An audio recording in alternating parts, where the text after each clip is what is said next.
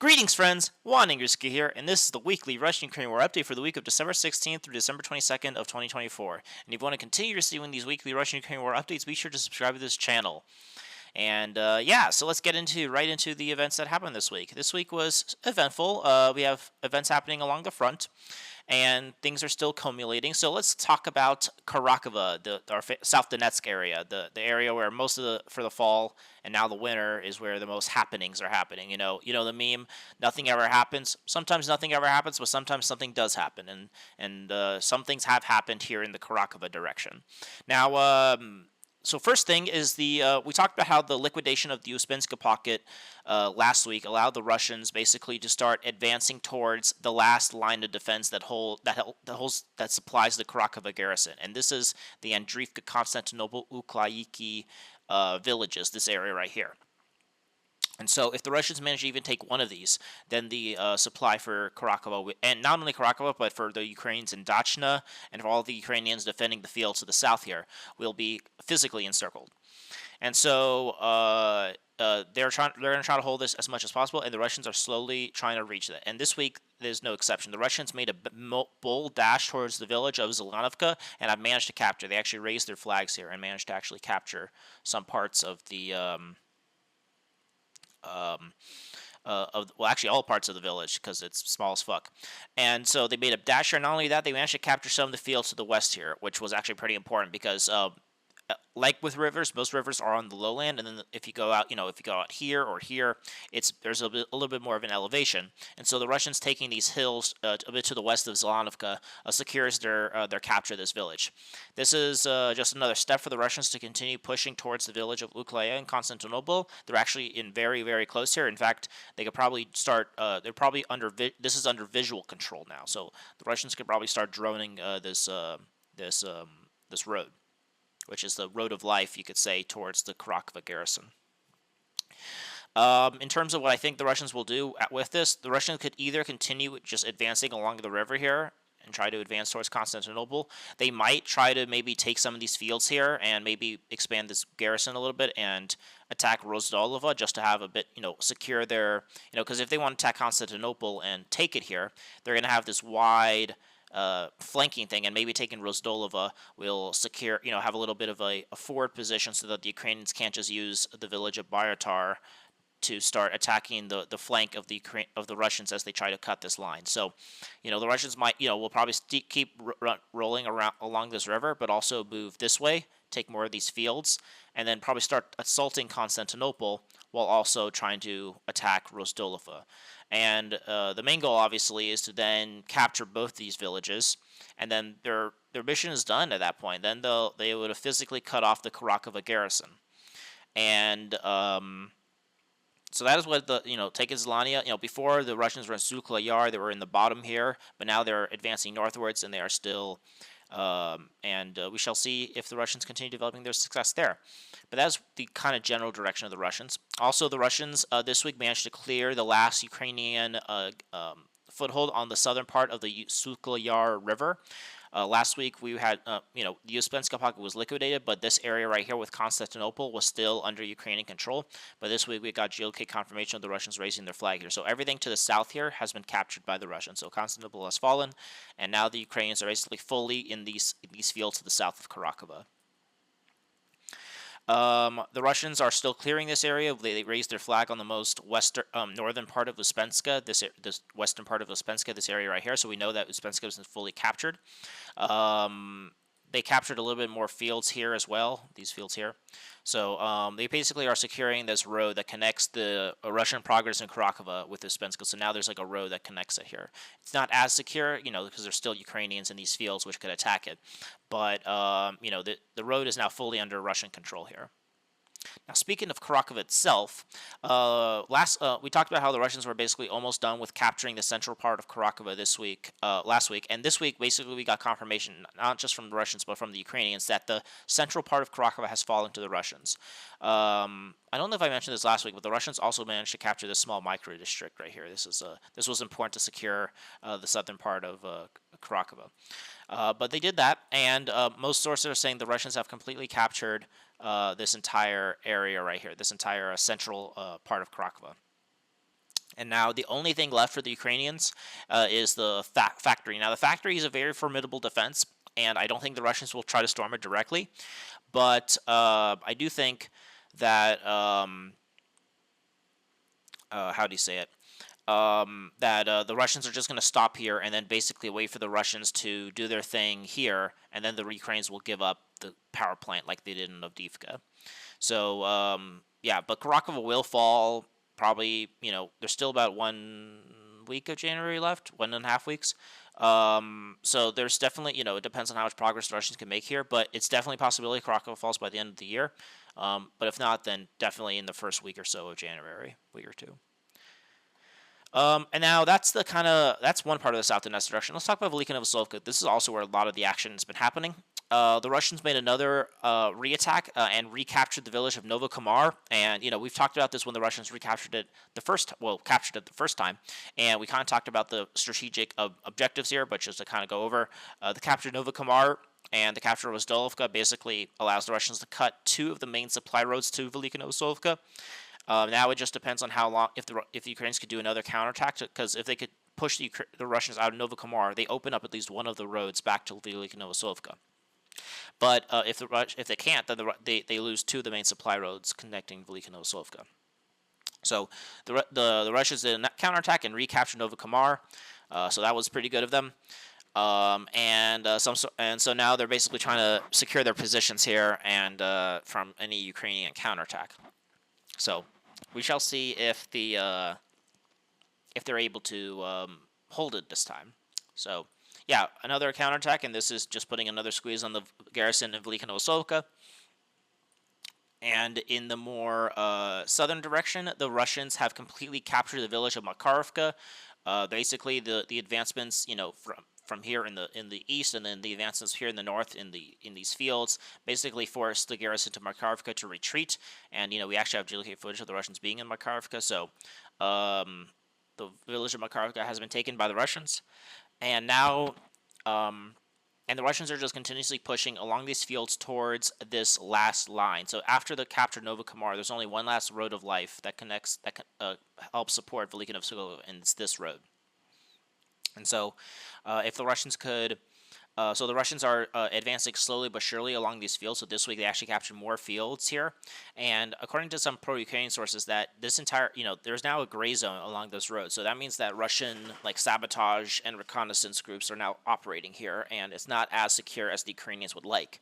And so, the less secure this road is for the Ukrainians, the less they can support their garrison here. And if the Russians, say, finally cut this physically, then there's no roads left to support Velika Novosilka.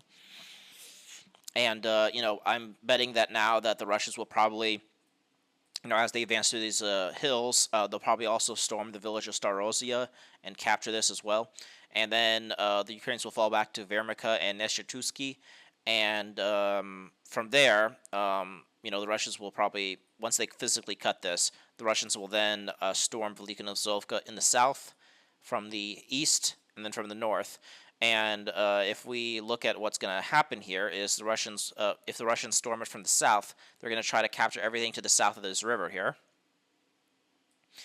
And then if they storm it from the north, they'll capture everything to the north of this river. And then from here, and then obviously they'll be attacking from the west and trying to get into the heart of Velika Novosilka. And at this point, once they capture the south, what the Russians could do is try to cross this river and enter Velika, Encircled. The Russians will obviously be on this area, and then they could attack it from here and try to take these 2 villages. And then once they get from the north, the Russians could then swing here and attack the center from here. And so the Velika Novosilka is very much in danger of being stormed. And I think it might be taken by maybe the first or second week of January. So the Russians are making a lot of progress to finally cut Velika Novosilka into pieces and then finally storm it. So we shall see how that develops. Alrighty, that was the South Donetsk direction. Now let's talk about actually the Zaporozhye and Kherson directions. We actually haven't talked about these directions in a long, long while because jack shit's been happening there. But there's actually been some progress to report here. So let's talk about the Zaporozhye, and I'm going to combine them. So let's talk about the Zaporozhye direction. Let's talk about what the Ukrainians have done. So, for example, the Ukrainians have launched a mini offensive from the village of Kamyanska Wow. Yeah, so they launched a attack from the village of Kamyanska and actually occupied a lot of the southern part of Kamyanska in this area right here. So this area has been captured by the Ukrainians. So before there was this kind of river that kind of, the Ukrainians were in the northern part of Kamyanska and the Russians were in the south. And so the Ukrainians did a counterattack and managed to actually occupy most of this southern part of Kamyanska. And this map says that the Russians are still in control of kind of some parts of southern of Kamyanska, but obviously the Ukrainians are trying to push the Russians away from this area. And the main purpose here probably is to try to reach the village of Vasilivka and try to push along this road, use the Dnieper River as a defense, and then maybe take the villages of Yerbenka, Lubova, and Verta Kerninsky, and then kind of this also flattens the front line, and then they could then start maybe storming Vasilivsky. Now you might be wondering, why are they doing this? Like, what's the point here? Even if they do this, it doesn't really change much of what's happening here. Well, the reason being is that there's been a lot of rumors that the Ukrainians are trying to do a big push to take the nuclear power plant of Zaporozhye in Unigadar. And what's happening is that, you might think there's a big river here. It's like, why would they cross this? Well, because of the destruction of the dam by the Ukrainians, this actually entire Dnieper River has been is actually drained, and now it's just a barren waste, like a barren flat, muddy, like not muddy, but like a rock. And so it's actually solid. So they can actually cross from this area towards the Negadar, and they can actually do it without having to cross by a river. And so a lot of sources are saying they're doing this attack to distract the Russians from here, and then they could do a counterattack here and capture this and have a bridgehead here. Not even a bridgehead, because they could still supply it with because it doesn't show on this map here, but there's nothing that's left here. There's no water here. So it's pretty easy to supply in Negadar, and then they could use that as a bargaining chip, or at least it gives the Ukrainians a bridgehead on the other side of the Dnieper River for when if there is a ceasefire, they could accumulate forces here to attack the Russians in the future. And the attack in this part, maybe their hope is that maybe they could break through here and capture everything along this river.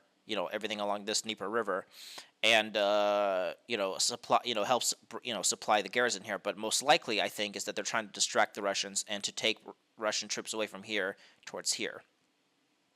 So, I think there's going to be an offensive in Nugadar, maybe in January or something before Trump becomes president. So we shall be looking out for that. And then now some things the Russians have been doing is the Russians are also on the counteroffensive. The Russians, well, not counteroffensive, not as big. The Russians are still doing small gains here. They're being a bit active. It's not completely flat. So this week they took a bit more north of Robotina. They're slowly but surely reaching Novoandrivka, Novodelivka, and Malotokmachka. They also are advancing a bit north of Nesterdinovka here. Managed to capture some of these fields to the north here, some fields here as well. And so, it's a bit of like a bite and hold tactics, so, the Russians might send a few troops to maybe, they're like, hey, we're going to send maybe 10 troops to occupy this tree line, and then we're going to bomb it, and then we're going to bomb it and then send the troops there. It would be kind of stupid to send the troops there and then bomb it. But, we're going to bomb it, send troops here, try to occupy it, and the Ukrainians try to counterattack. We could see them coming. And then, if we could hold it, then we have a better position. And then from there, we could then maybe storm these tree lines from that point. So it's like, very small attacks here. Obviously, the Russians have deprioritized this area, so they don't have as much troops to do these attacks. But when they do have the troops, they could try to, do these bite and hold tactics where they slowly but surely push closer and closer to Orekov. So, so some small gains for the Russians here, but if I had to make a prediction, is that the Russians are going to make the Ukrainians are going to make a big push towards the Negadar before Trump gets elected. Now, in the Kherson direction, there's actually been also some changes as well. The Russians apparently did a massive bombardment of Kherson city and actually did a massive attack from Oleshki towards the village of Dacha. Now, this is a bridgehead the Ukrainians took during their Kherson offensive, and the Russians are attacking it back. And so we don't know if the Russians have captured this Dacha, but some sources are saying they have captured a lot of these these islands between Oleski and Dacha, and now the battles for Dacha is ongoing, and the Russians are basically obviously trying to capture this village, so that then what they could do is just kind of secure more of these islands. I don't think they're gonna take Kherson. I think that would be kind of dumb, but taking Dacha will be is something that could help secure Russian gains here in this Dnieper campaign. So the Russians are did an attack here and are trying to capture the village of Dacha and just secure their gains along this these islands along the just because it gives them more defense in depth. So yeah, that's what's happening in Zaporozhye and Kherson. So yeah, we haven't talked about those areas in a while, but there's some things happening. Now we're going to talk about the Pokrovsk direction. This is also where a lot of the things have been happening in the last few months and everything. So, but this week we have some things happening as well. Let's talk about the northern part, the southern part of Pokrovsk here, where the Ukrainian southern defenses are buckling. So last week, we talked about like a week or two ago, the Russians captured Shentemko. However, the Ukrainians did a bunch of counterattacks and managed to and try to actually enter the village, and that slowed down the Russians. However, the Russians were able to defeat that counteroffensive and drive the Ukrainians off. And so the Russians resumed their attacks and have captured most of these fields here. They're actually now in the village of Pashana. We actually have geolocated footage of the Ukrainians bombing Russian positions in Pashana. And so if the Russians are able to capture Pashana, that gives them a better position to continue trying to encircle the Ukrainians, not just from the south, but also towards the west here. To do that, the Russians are also pushing towards the village of Novosilka. Some sources are saying the Russians in Salona, so the battle of Salona and Novosilka has begun. The Russians are now pushing away from Novoturetsky to continue pushing here, and the reason for that is that they could capture these two villages. This gives them a better position, so when they do capture Pashana, they could have a position here. Just gives them a better push, and then from here they could then push towards Kotelyovka, and then cut one of the roads that supply Pokrovsk from the south, or from the west, I should say. So, the Russians are, they defeated the Ukrainian counterattacks, and now they are pushing towards battling for Pashana. They are battling for Nova Alexandrivka, and basically the main point here is to try to take more of these villages and try to cut off the roads that supply Pokrovsk from the west. The Russians are also pushing in the south here. They have captured more of these fields in the north here, and actually managed to start battling for the village of Nova Elenovka here. And so there are, battles going on for this village. So small gains here, but the Russians continue their advancements to not only encircle Krakow from the north, but also encircle Pokrovsk from the west. So there's kind of a double-edged dual purpose for this offensive here. And then also, we also have some more geolocated footage of the Russians in Dachinska. So I believe most of this village has already been under Russian control, so this village has been taken. So this village has been completely captured, and we shall now see if the Russians could continue developing their offensive from Stanchovka towards Novoukrayinka, try to take, something along here, because if they could do that, they could take the village of Zelania, take the village of Listovka, and secure their positions between Novoukrayinka and like Shenkamko a bit more, make it a bit more secure here. So that's the Pokrovsk direction. Still progress there, but a bit more slower than usual. Now let's go to the Terets direction, and this is also where the Russians are making progress, but again, slow and steady progress. And this week the Russians are slowly but surely advancing along the rest of Terets to advance towards the last Ukrainian defenses in Terets, and that being the Terets coal mine, this area right here, and these kind of small little the Terets coal mine, well, a smaller coal mine. The main coal mine has been captured by the Russians, and then these terracons right here. And so they're all, they defend the last parts of Terets, and the Russians are slowly but surely trying to advance towards it. This week, the Russians captured more of this residential area as they approach this first Terracon right here. So they're slowly but surely trying to take these residential areas that go between the center part and these Terracons. And then along with that, the Russians are trying to start storming this this last Touretsk mine shaft here. And so by that, the Russians have captured more of this area. They have captured this area, and they have actually captured some parts of this area as well. So the Russians are slowly but surely advancing along this residential area. I wouldn't be surprised if maybe the Russians capture, this area next week, and maybe, take more of this area. And kind of the main purpose here is to storm this mine from multiple directions, and then take it. Because then if they could take the mine, then this the last basically major, this is, the Russians already took the biggest defenses in Kursk.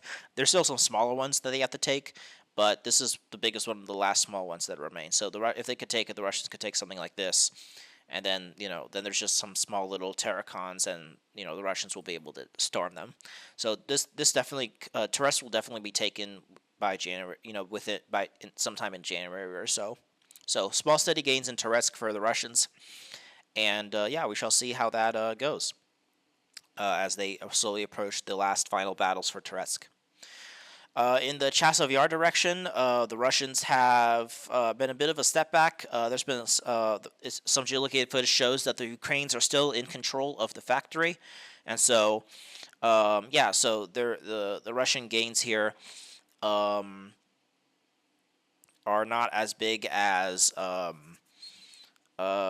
do you say it? Have not actually secured this factory, because the control of this factory will allow them to have a better chance to take Chasiv Yar, but it looks like the Ukrainians are still in control of that factory. So no hey Jose, as they say, and also the Ukrainians are still also in this southern part of the Novi district area. So the Ukrainians still have positions from this forest to outflank and try to attack the Russians that are invading Chasiv Yar, the center of Chasiv Yar. So we shall. So the Russians are had a bit of a back. How do you say it? What's the right word?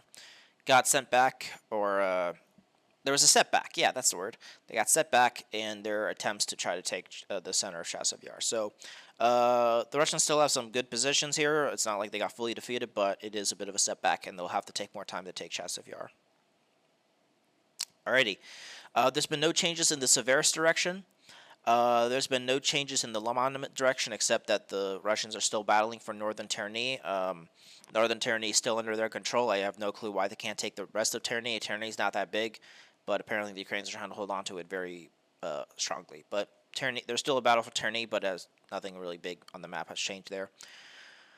Alrighty, now let us talk about the Kupiansk direction, which is actually where a lot of very interesting things are happening in the Kupiansk direction. So this week, the Russians have completely captured the village of Lazova. They did a big push here and managed to capture this village. This makes sense after the push from clearing the fields to the north here, advancing through the fields to the south. After they captured a few of these villages in Pesherovsky and Kopnovka, they were able to take Lazova and storm it. And so yeah, Lazova has fallen. They basically attacked from the north here and managed to capture most of this village, or all of it, I should say. And obviously, the main point here is to try to capture a lot of these villages to the north of Borova, so they can start the battle for Borova, which will be one of the biggest gains for the Russians in this Kupiansk direction. So, we talked about how the Russians are slowly they're starting to battle for Zelenia Hall. Obviously, they took Lazova. They cleared these fields between Kurlatovka, Pashan, and Berestova. And, now they're also now battling for the village of Zarosa. We actually have geolocated footage that the Russians are in the northern part of this village. And so, obviously, the Russians are trying to push down here. And so, the Russians are slowly but surely trying to. The main goal here, obviously, is to push all the take everything here, and then from here they can start encircling Borova by maybe they continue pushing southwards here, try to reach the village of Chernovka and Sinkovka here, and then then they could push something like this, and then they could then push here towards these three villages and start encircling Borova from multiple angles. So lots of interesting things happening there, but slow progress still. One thing that's actually extremely interesting that that I kind of dismissed, but apparently it's actually true because we actually got geolocated footage this week, is that the Russian bridgehead to the north of Kupiansk near Dorichia is actually real. We actually have geolocated footage of the Russians not only being in the south here, being in this area right here, but also that they're in Dorichnia itself. And we have geolocated footage that the Russians have actually captured the southern part of Dorichnia right here. And so that's actually a very big gain for the Russians. So Dorichnia is cut in half. I think the main goal for the Russians here is, now there's a bunch of high-rise buildings right here, so it might be a bit hard for them to storm it, especially if they don't have any good supply here. But I could see the Russians maybe trying to storm these areas right here first, and then from here the Russians can, I think what they're going to try to do is maybe secure everything to the south of this river, and then from here they could have a very good bridgehead on the other side of the Oskil River. Now I don't know what the main goal of this is. Maybe it's to distract the Ukrainians, but we shall see. But yeah, so the Dorichnia bridgehead is real, and we shall see if that continues. So we shall see if the Russians could actually hold on to this small bridgehead that is actually real. So yeah, that's the Kupiansk direction. There's been no changes in the Kharkov direction, and now let us talk about the final place where the things have been happening, the Kursk direction. So this week, the Russians are pushing with North Koreans. According to the Ukrainians, it's still not 100% confirmed, but there's been more. The Ukrainians are still putting out a bunch of videos saying there's North Koreans here. But the main push for the Russians have been in this area. The Russians have been pushing in this kind of pocket here towards the village of Kursanovko, which actually pro-Russian sources say has been captured. And so the Russians kind of pushed along these open fields from Karanovko and managed to capture this Kursanovko here. And not only that, the Russians have completely captured the village of Novosilka here. And now, with the capture of these two villages, the main purpose here is they're going to try to liquidate this entire northern salient from the Ukrainians, and they're trying to reach the village of Malinovka here. So the main purpose is, the Russians will probably from here try to reach the villages of Leninovka and Alexandrivka here, try to take these two villages here. And then from here, they could then try to storm across and reach the village of Nikolosivki here. And then from their position in Kurlatovka, they could reach the village of Victoria right here. And then try to reach this rail line right here. And then from here, they could then liquidate the Ukrainian positions in this area. And then they could advance from the north. And the main purpose here is to have a new front line along this rail line. And then take everything to the west of this rail line. And then they could probably do another offensive. They could then probably try to push along this rail line towards the village of Yusudivsky here and try to take everything here. And then if you look at kind of the big picture, what they're trying to do, let me kind of look at the big picture here. They're basically trying to have something like this, and then they basically liquidate this entire northern salient for the Ukrainians, and then from there they can then start the battle for Suchka, which is the last Ukrainian stronghold in Kursk. In the south, the Russians are also making some progress. The Russians are trying to hold on to the village of Cherevsky Konopka, and not only that, the Russians are actually trying to cross the Pesky River after they took the village of Polanovko, and they actually managed to enter the village of Krulatovka here. So we actually have geolocated footage of the Russians crossing this river and trying to take this village, fighting for this village right here. And so if they could take it, which gives them a small bridgehead, they could continue, they could take this village. They actually cross the village in Gorovko, and they could try to take it. And then from here, if they could push through here and reach the borders here, then they could start advancing here and try to cut the last highway towards Suchka here. So the Russians are already, putting themselves in a very good position to to encircle Sushka. You know, they're putting themselves in a position to encircle from the south. They're obviously doing offensive operations to clear up all these areas in the north. But once they do that, they're in a position to storm it from the north, and so you know, they're in a very good position to kick out the Ukrainians in Kursk here. So we shall see how that develops. Alrighty, that's the end of this video. Hope you guys enjoyed my weekly Russian-Ukraine war update for what's happening on the ground. Be sure to subscribe to the channel to continue receiving these updates. Like this video, share this video around, comment your thoughts, and I hope to see you all next week. So aim high and wonder on.